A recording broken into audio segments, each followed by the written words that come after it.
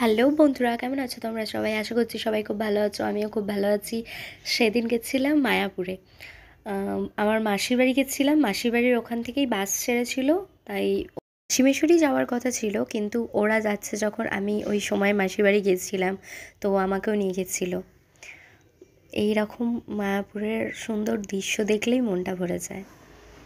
এখানে আমরা অনেকটাই লেটে পৌঁছেছিলাম, আর লেটে পৌঁছানোর পর একটু ঘোরাঘুরি করার পরেই আমরা সবাই মিলে লাইন দিয়ে দিয়েছিলাম ভোগের জন্য, না হলে তো ভোগ পাওয়া যেত না।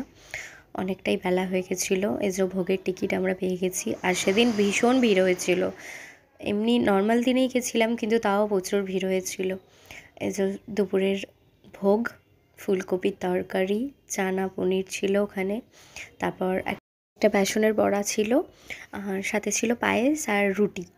খেয়েছিলাম গদা ভবনে, দারুণ ছিল ভোগগুলো।